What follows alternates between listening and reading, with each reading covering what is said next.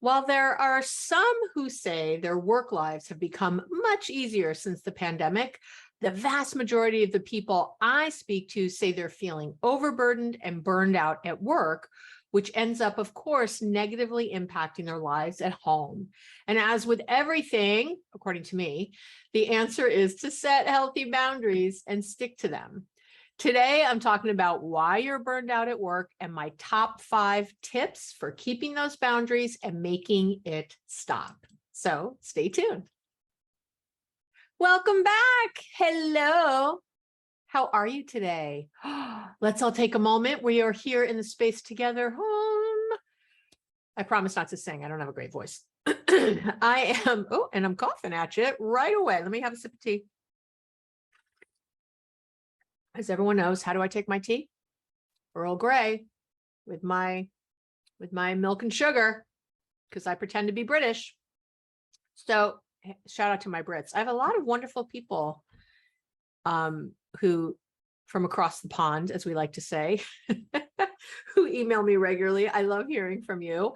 And I have a lot of regular people in Australia who email me regularly, from Brisbane to Sydney. I got somebody in Western Australia and like Perth, who emails a lot. I love it. I love it all. I love hearing from you, from Sweden to Sri Lanka. It's amazing to me that I have so many people around the world listening. It's very exciting. And it tickles me like I can't even tell you. So I'm glad you're here. And if you watch me on YouTube, you can see this fabulous shirt I'm wearing. I've really outdone myself with the shirt, I just want to say, but if you can't see it, oh well. And thank you again for your wonderful reviews. Keep them coming. Don't forget, it's the way to show me love on Spotify and Apple or wherever you download would be wonderful. So I want your input on something, and I promise to jump in. We have a lot to talk about today, and I mentioned it a little bit last week, and I'm going to keep mentioning it because I want to keep hearing your input. I am definitely going to be starting a membership in 2023. Excuse me, after I'm done coughing in your ear. I'm so sorry. Okay. It's called Love Made Easy. That's my working title. I think I'm going to keep it because, relationships made easy, and I'm adorable and cute.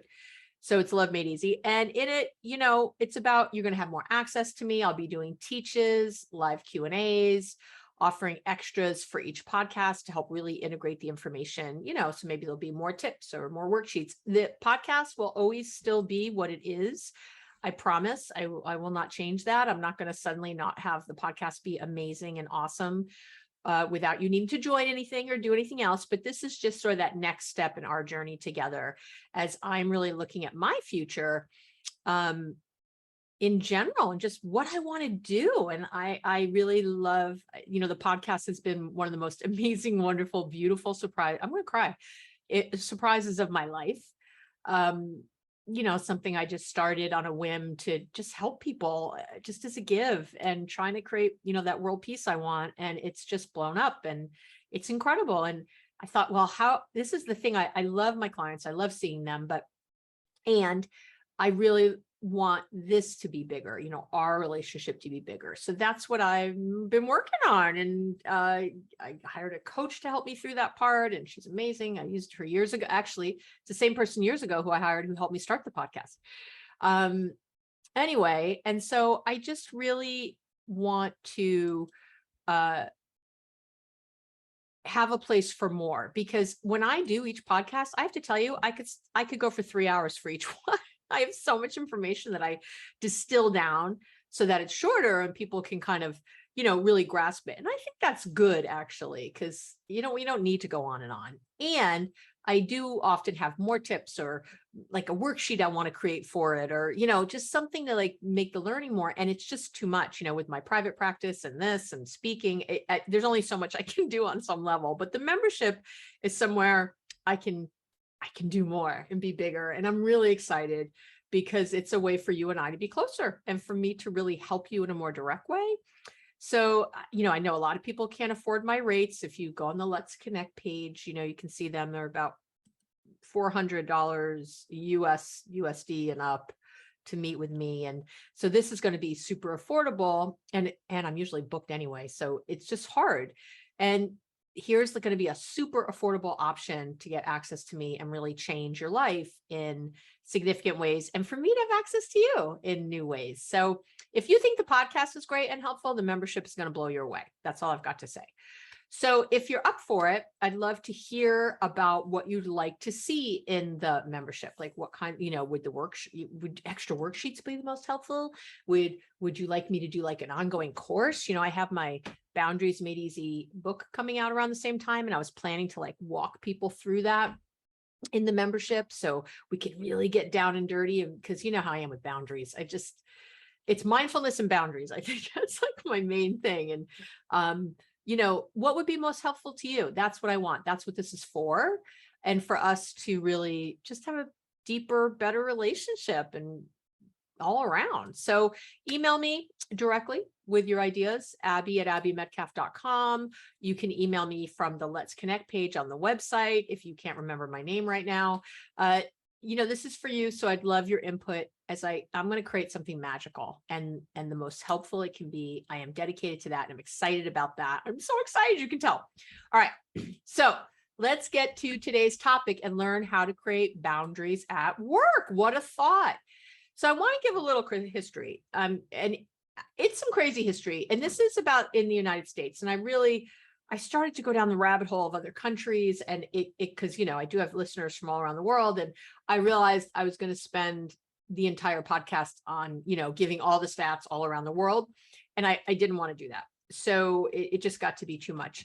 But I did look at a lot of research that has happened, especially since the pandemic, that covers different countries from Israel to Great Britain to Australia, China, Japan, Spain, like the Netherlands. It had there's quite a bit of it. Again, I'll link to it on the website so you can go look at it later if you want. But it's really kind of cool how the different groups have been studying how the pandemic has affected world trade and workers and, all that for the last few years. It's really interesting.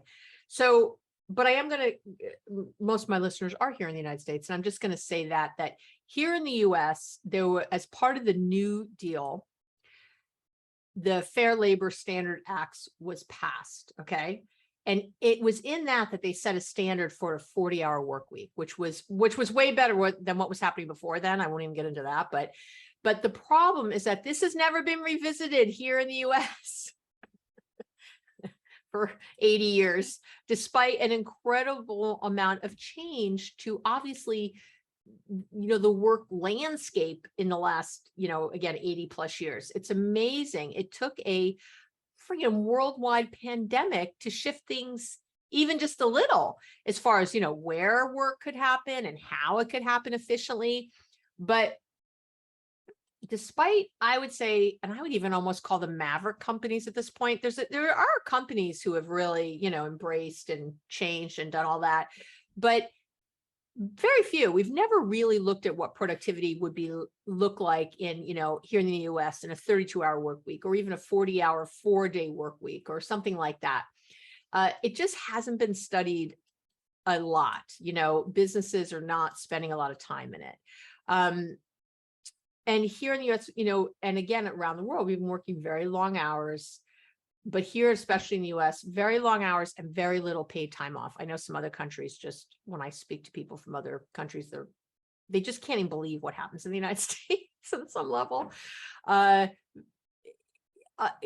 you compare us to other developed nations, right? We just don't take much PTO, paid time off, and we work much longer hours. But again, I'm not going to spend a ton of time going over all the different variants to the work-life saga here, because that would just be too much. But what I will say is that there has been research showing that the average workday across the globe has increased by almost an hour since the pandemic. I'd argue it's more, but I don't have hard research for that. So I like to only quote what there's some good research for. So the research also shows that remote workers now experience more burnout than those who work on site. And that 76% of workers agree that job stress affects their mental health. Okay. So those are some scary stats.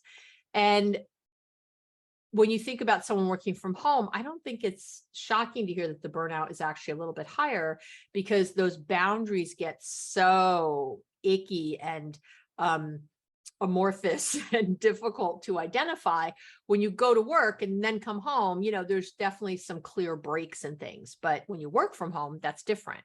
I know a lot of people listening right now are thinking, no, I love working from home. It's great. I get to work out during the day. I get to see Abby. I have people who come to therapy during the day. I get that. I'm not saying there's not pluses to it. I'm saying that there's also minuses to it. So you do need to keep that take that into account. So, what I think we can all agree on is that we're at a place where there are a lot of blurred boundaries between our professional and personal lives, technology, everything else. And this is creating some major, major issues, burnout being at the top of the list, which is hurting people mentally, physically, financially. So we're going to go there. Yeah. If you're burned out, you're leaving your job sooner than you might have otherwise, or you're not doing as good a job and you're not getting promoted. I mean, there's all kinds of ways that you get financial hits for the burnout. So don't just think, oh, I'm working so that, and I'm making more money. You likely aren't in the long term. I know, because again, it's been studied. So let's talk about signs of burnout. Okay. And I want to say this, burnout is not like an official diagnosis. But even though it's not, it's identifiable. My official definition is stress that's gotten to a point that you're physically and emotionally exhausted. That's burnout. That's the one I use. I'm not sure who might have said that first. I'm sure we've all said it in a multitude of ways, but it's stress that's gotten to a point that you're physically and emotionally exhausted. You're completely drained. You're feeling like you can never get ahead, no matter how much you do. You start to feel helpless and hopeless at work. Yeah. If you're not sure if you're burned out, these are two top emotional exhaustion. Little things might set you off or get you upset or overwhelmed because our emotional regulation goes down as we're more and more exhausted. You just don't feel like you can handle one more thing or ask, from anywhere. Another symptom is physical fatigue. You might be having some physical, like true physical exhaustion, not just mental. Difficulty concentrating is another sign. Sense of failure, this sense of failure and self-doubt all the time, feeling helpless, trapped, defeated, feeling alone in the world and detached from other people in some way. Finding it difficult to get motivated or inspired, all signs of burnout. I see an increasingly sort of cynical and negative outlook to things, like, on everything, again, not just at work, but at home.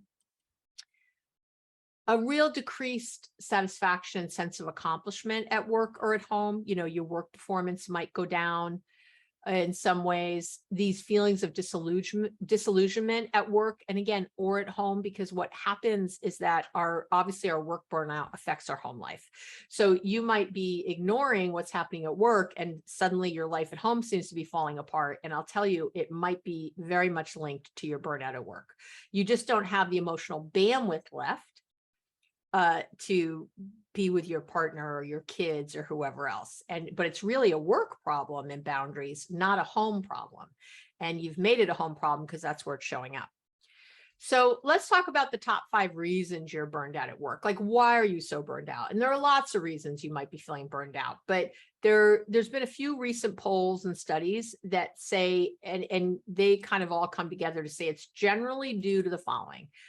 One is unfair treatment at work. And this can include everything from favoritism to mistreatment, misconduct, from fellow employees or your manager or supervisor. It could be unfair compensation or corporate policies or, bias of any kind, obviously racism and misogyny and all that good stuff.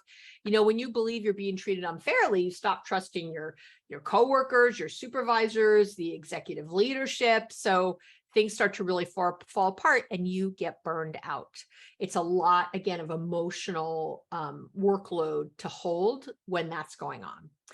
The second reason is and the most obvious, I think, is an unmanageable workload, which leads to, of course, poor performance, which leads to direct blows to your self-confidence on the job. because there's just too much to do. Nobody can get it done. Third reason is there's often a lack of role clarity. So when you're not sure exactly what's expected of you at work, or if that target keeps moving and expectations keep changing, burnout is inevitable. It's exhausting to figure out what other people want from you. And that leads to uncertainty, confusion, resentment. Yeah, you're like, oh, that's me.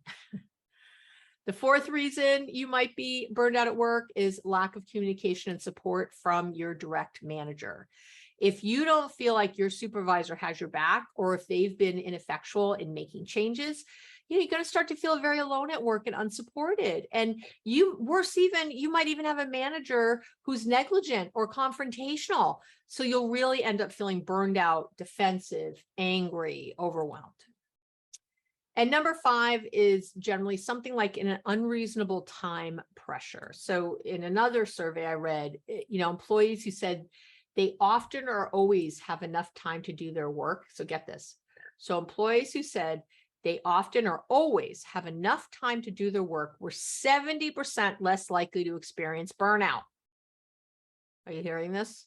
So you're 70% less likely to have burnout if you feel like you most of the time, or even always, have enough time to do your work. It makes sense, right? If someone has given you a time constraint who doesn't really understand what it takes to get a project or job done, or what it takes to give great customer service or whatever, you're going to feel frustrated and overwhelmed on the daily, which of course is going to lead to burnout, right? That same study I just mentioned, again, I'll link to all that in my show notes, found that 23% of employees reported feeling burned out at work very often or always. And another 44% reported feeling burned out sometimes. So that's, 60-something%. So that means that about 2/3 of full-time workers, right? That's about 2/3 of full-time workers experience burnout on the job. There you go. How's that? And many times part-time is no better because the part-time isn't really part-time. If you're a burned out employee, you are about 63% more likely to take a sick day, and you're 23% more likely to go to an emergency room. I know, you're killing yourself. You've got lower confidence in your performance at work, and you're half as likely to discuss how to fix that with your manager. I know, I'm killing you right now, aren't I? Employees who consistently experience high level of burnout are twice as likely to strongly agree that their amount of time their job takes makes it difficult to fulfill their family obligations and responsibilities, right? So I know I'm painting a bleak picture because I want you to do the tips I'm going to give you. I'm like, hello, wake up. This isn't good. Let's stop the burnout. So let's talk about, oh, I just caught a glimpse of myself in the, as I'm doing this, I'm recording, right? The camera is recording, but of course I have it very tiny and off to the side because I really don't want to look at myself. But every now and then I catch, like, my hair is all cockeyed or something. I see something sticking up and I'm like, what is that? It's me. Okay. Anyway. All right. So how to draw boundaries at work to avoid burnout, right? How else can I say that? I think that's how I'm going to say it. That's where we're going. Okay. We all know I'm the queen of boundaries. I know, boundaries, but they are the answer to just about every issue you've got. And creating a healthier work life, it ain't no different. All right, so let's get to it. Number 1, set them and communicate them. That's your first, it's obvious, I know, but trust me, people don't do it. Communication is key when it comes to boundaries at work. Personal boundaries at work, they're going to vary, obviously, depending on the person. So it's important to be upfront about yours if you want people to respect them. Okay. So I have a few ways you can try to clearly communicate your boundaries to others. Let's talk about that. How would I do that, Abby? How would I clearly communicate my boundaries to other people? So first things first, I think, is to always let your team know that you sign off at a certain time every day. Ending your workday is probably the most important.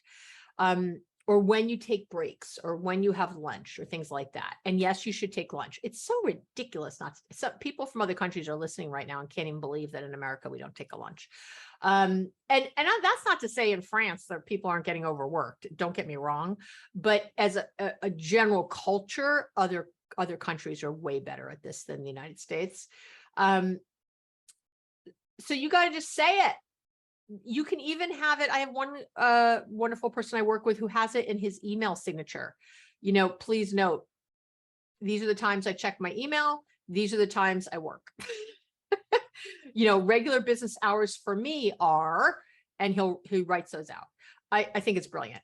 But you have to let people know, hey, everybody, I haven't been clear with this before. These are the times you cannot reach me, or these are the times you can, whatever. When you're out of the office, or, signed off for the day, be very clear that you're not going to answer emails or calls unless there's an emergency. And I would denote what an emergency is. And again, and I already hear you yelling and screaming, but my job expects it, and we're supposed to do it, and everybody does it, and we have to do it. You need to make this work for you, but I would absolutely tell you that it's time to stop being a victim. And me, I don't do the victim shit. It's bullshit. You're not a victim. So you're going to need to figure this out, because it's your life and it's not worth anything else. So I don't know, maybe you do have to change jobs. I don't know, but you've got to figure this out. So you have to take what I'm giving you, start where you can. You might not do all the things I'm saying here. Start with one of them. Start with just signing off every day at a particular time. And if your boss works till 11 o'clock at night, well, that's what they do. Let them know that you can't, that you're not fresh in the morning, that you can't think well at 11 o'clock. If you like working at 11 o'clock at night, great. Then don't start your day until 10 a.m. I don't know. Figure it out, but don't be a victim. Don't say you have to, and I can't help it, and this is the way it is, because I'm not going to listen to that. And I don't think you should listen to that. Short. Especially these days when people can't even get employees to come work, I think more than ever, you can draw a boundary and have that in your core. And as people start to draw boundaries and that becomes the corporate culture, guess what? Things start to change, but somebody has to start it. So there you go. So define what constitutes an appropriate emergency to your team. I would have that even laid out. I have many supervisor I work with who has it laid out. Here's our emergencies. Here are times you're allowed to reach me after 7 p.m., that kind of thing. Put a note in your email signature saying you only answer emails during specific hours. You could do that also, right? For myself, I don't like having multiple places where people can leave me messages, right? So I used to, I would have voicemails I'd have to listen to, and then emails, and then, so right now, if you call my phone number, you call my cell phone, you're going to get a recording that says, I don't check this. Don't leave me a message here. Go leave a message on my, send me an email, because I can get to emails just in an easier way than, I don't know why, for me personally, I don't like listening to voicemails. And so I can do that easier. I also have other ways that, we use Slack here in my business. There's other things we use. I just don't like having 50 places where things are. It just makes me crazy when I got to check so many things. So it was easy for me to get rid of the voicemail. And you know what? People listen and they don't leave it there, or they leave it there knowing I'm not going to get to it. I'll get to it when I get to it. But I would say I maybe get one voicemail a month now. Maybe. I don't even think it's that much. People hear it and they oblige and they email me. It's quite lovely. Now, yeah, I end up with a lot of emails, but again, I've scheduled in when I check emails. I don't check emails all night. I don't check them all weekend. I really have those boundaries with people. So, and with myself, and I don't always have to announce them, but it's an announcement when I just don't answer you until Monday. And sometimes people say, hey, I emailed you days ago. You're kind of late getting back to me. I'm like, no, I'm not. You emailed me Friday at 4. I wasn't working. And now it's Monday and I'm getting back to you. I'm very clear around that stuff. So just be clear. You have to communicate what you want. People can't guess. Don't assume. Don't think, well, anybody would do it. No, that's not how it works. So, and sometimes you can set boundaries with structure. that's another way. You don't always have to say them exactly, but you can have a structure that sets the boundary. My favorite, when people, if you are in meetings, there people are in more meetings now than ever. And so we know that from the research. I'm not just saying that. There are more meetings. They're shorter than they used to be, but there's more of them. But still, when you're in a meeting, people get long-winded, don't they? You ever see that? You're on a Zoom and Bob gets his coffee and sits back in his big recliner and you're like, ah, crap, we're going to be here all day. So there's a few things. You can set an agenda to keep the group on task. Even if you're not the leader of that thing, you can just say, I feel like the meetings go too long. Everyone will nod their head. Every single person in the room, maybe except for Bob.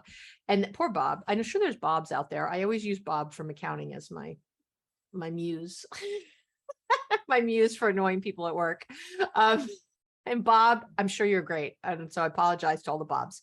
Anyway, but if people are, when you say that, like, hey, these meetings have been going on too long, everyone's going to nod their head. I've been in those meetings when someone says it. So that if you said, hey, I'd like us to have an agenda from now on, I'm happy to keep it. And I'm happy to keep everybody on task. You can set a timer for how long people get to talk or for how long you'll discuss an agenda item. Have a meeting where, everyone's standing. That'll shorten any meeting. That'll get Bob out of his chair. Get him out of his chair standing up. He's not going to say a word. When people just settle back and they have their coffee and they're doing their thing, it just gets too long. So find ways with the structure to keep the boundary, right? Setting timers, doing whatever. What's the other complaint I get a lot? Oh. If you've got a micromanaging boss, who stops at your desk constantly and interrupts your work, a lot of you should be nodding your head because I get emails about this. Set a time for a daily check-in with them, or twice a day if needed. And you can say the truth. You know what? I know, you really like to be on top of things and really know that things are happening in a certain way. But for me, when you stop by my desk, it interrupts my workflow and I am actually not as quick, but I want you to have what you want. I understand that you want to check. So how about if we check in every day at, first thing when I walk in the morning, I'll let you know my agenda. And if, or we'll set my agenda. And if I'm not going to finish something, I'll let you know, like by lunch or by 1 o'clock or something, that that doesn't look good for getting something done. And we can meet again and kind of recalibrate. Or you can just meet twice a day and do it or whatever, and it's a great way. I have a lot of people who do this now with managing supervisors, is they go in for saying like, hey, and you don't have to do it with resentment or anger. You can actually do it from a loving place. Everybody can be happier now. And, set up a system where you ask in the morning what the priorities they want you to have are, and let them know.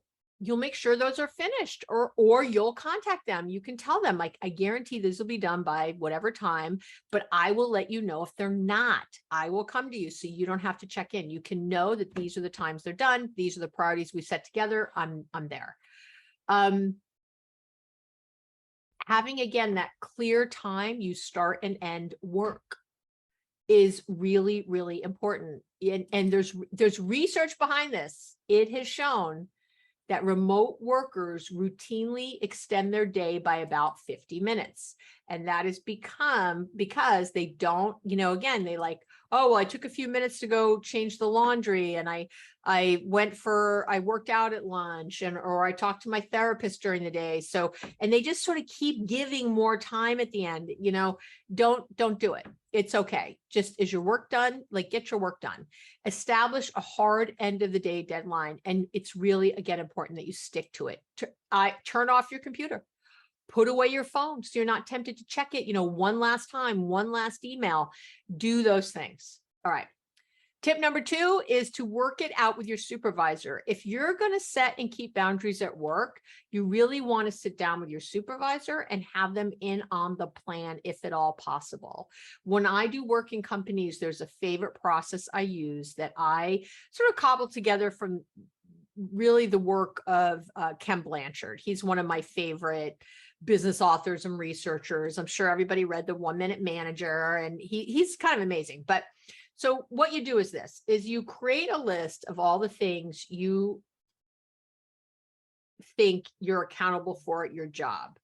Okay. So here's all the things I think I'm accountable for at my job. Make a list. And I would do this over the course of a week or so, because there are many things you likely do that you'll forget if you don't note them in real time. So if you just sat to make the list, you'd maybe have 20 things on it. And then as the week goes on, you're like, oh my God, yeah. And I do that. Oh, I forgot. And I also check that. Oh, I'm also supposed to hand this report in to so-and-so.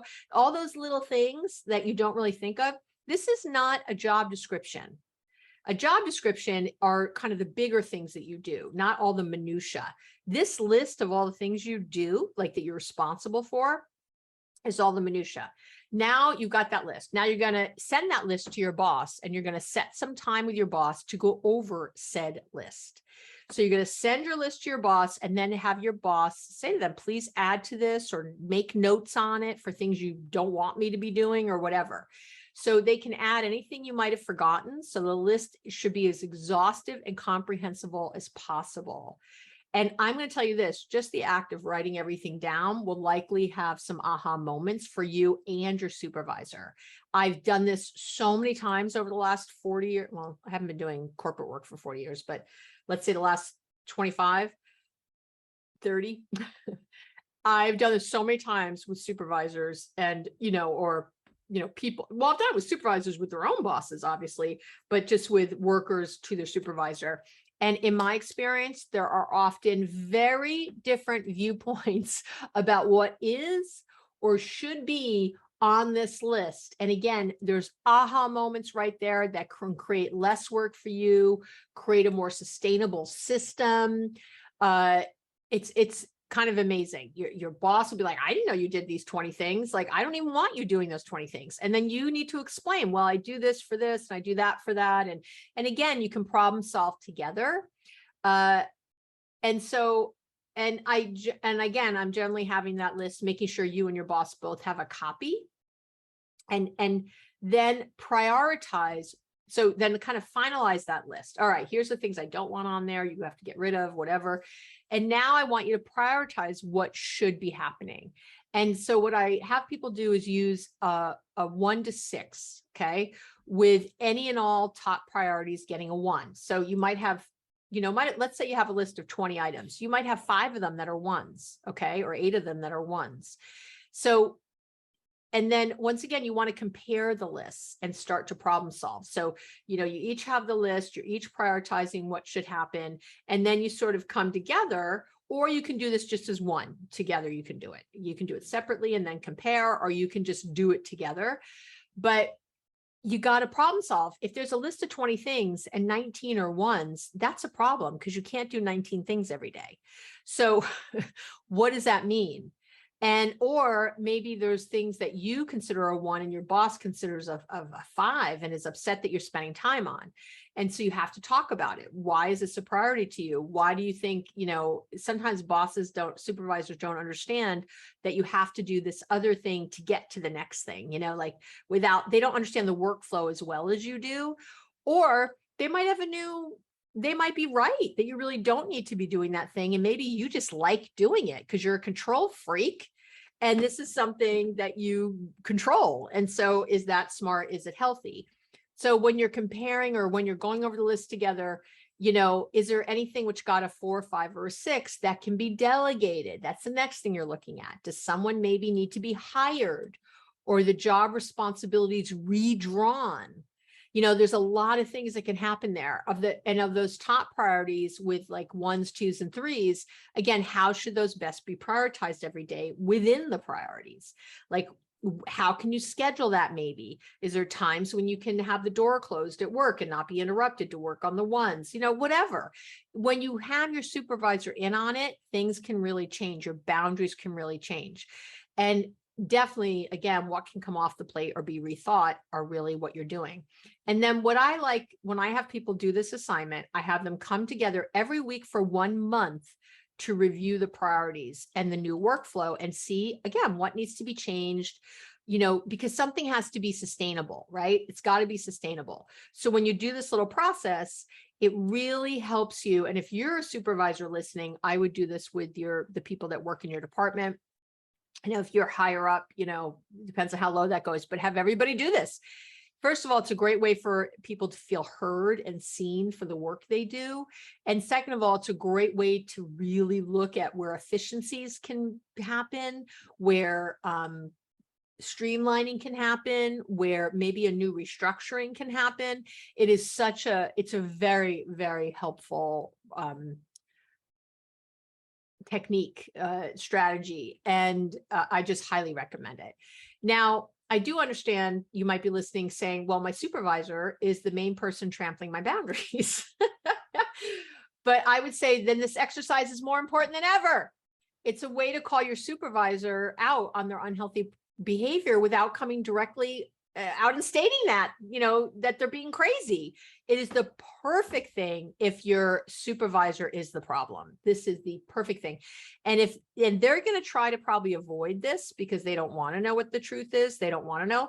And your job is to chase them down like a dog, Don't take no for an answer, and chase them down and say, I need to do this with you. I can't keep doing the job this way. It's not working for me.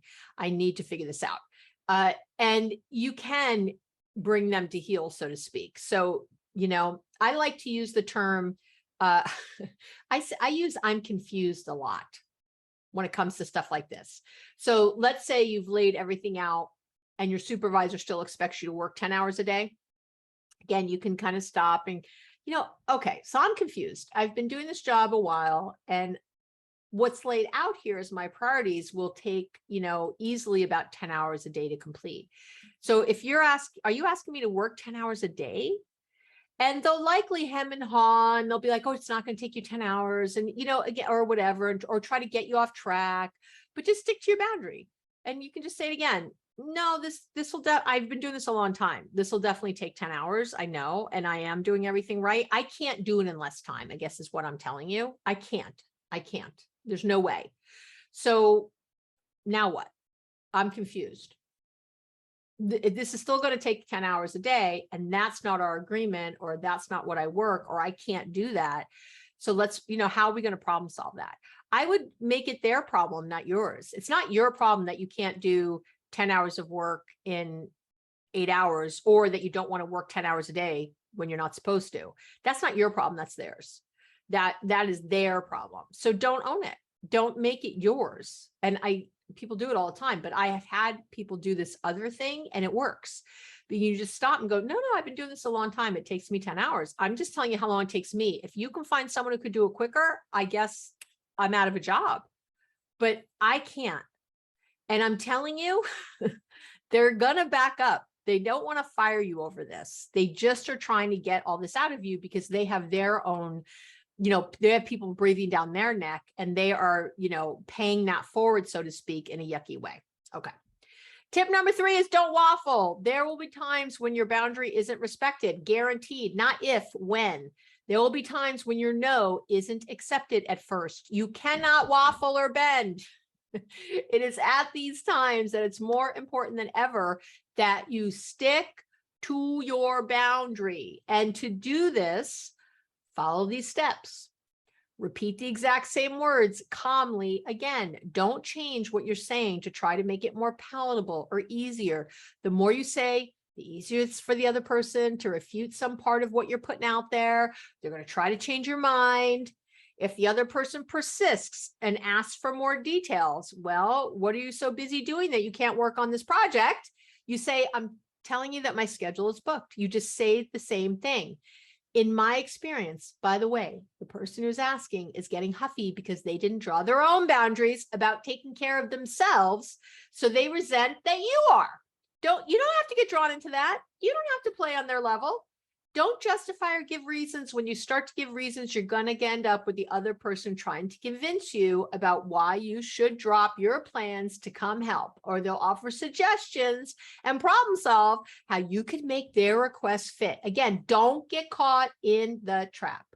Don't get caught. And you could even say maybe, hey, I know you're in a jam, and if I could help, I would. Right? You can say that. If I could help, I would. I can't. If they still persist, Then finally, so you're going to just repeat what you said, whatever your boundary was, just repeat it. No embellishments, no reasoning, no justification, right? If they keep going, you're going to keep saying it in your way, or maybe, hey, if you were, I know you're in a jam, if I could help, I would. And if they're still going, this is when I get to feelings. I start, tell them how you feel. Tell them how you feel if they keep going. So, hey, I'm starting to feel angry. I've said no, and you're continuing to push. For me, this conversation is done, and I don't appreciate you turning me into the bad guy for having a boundary, or turning me into the bad woman because I'm already booked.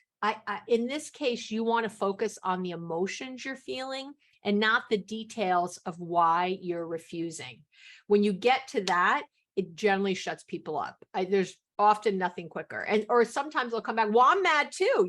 I need this thing done. And it's like, And again, then you just get to that calm, Don't argue with them. That, I'm telling you, because if they said, well, I'm mad too, because I need to get this thing done. And you said, well, I can't do it. I can't help you. Then you're in an argument. If you agree with them, yeah, that's why they're mad. They can't get this thing done. I agree. I'm like, yeah. And you just stop.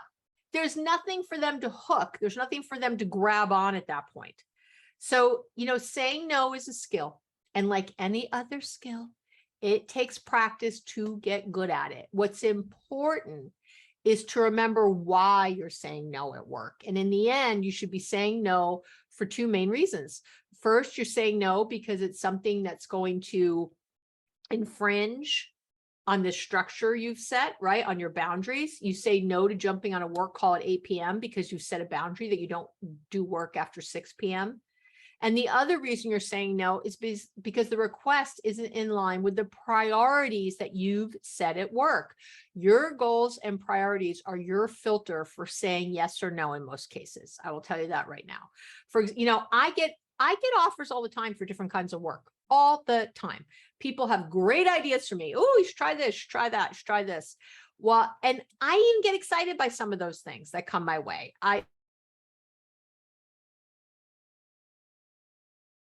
In my business right now, it could be something even that makes a lot of money, but is it where I want to be going? Is it in line with what I say I'm doing here?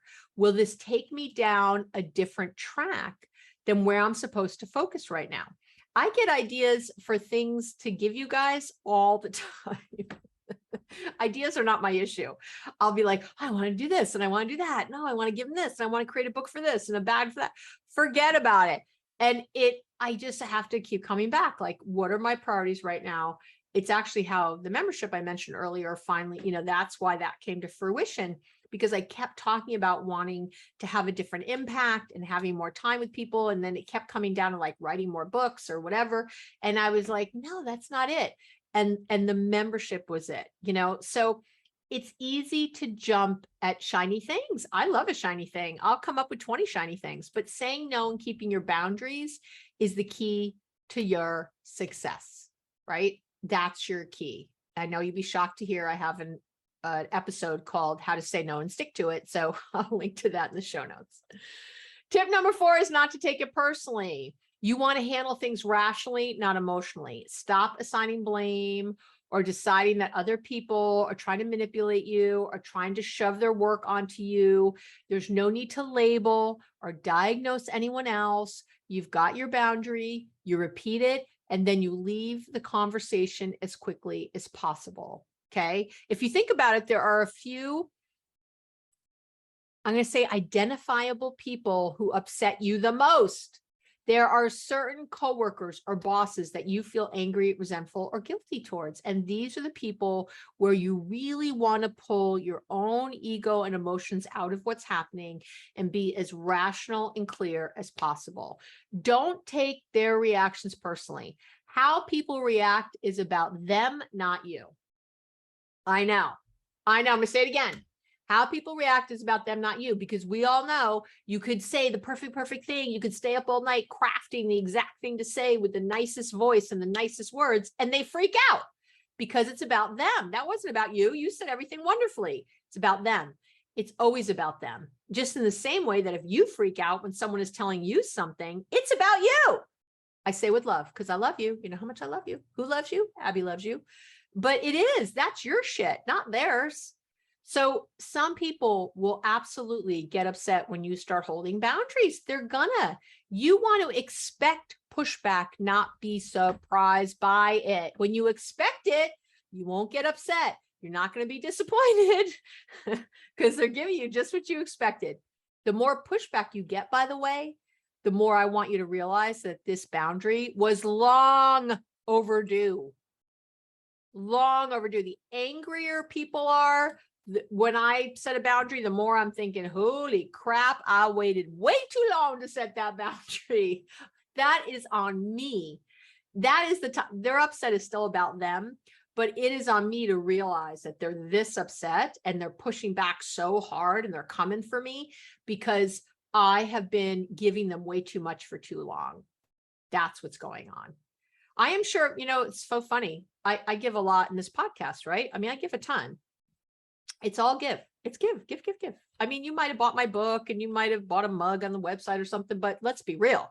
I got hours and hours every month invested into this, really thousands of dollars a month. If you think about my time, what I charge, it's a lot.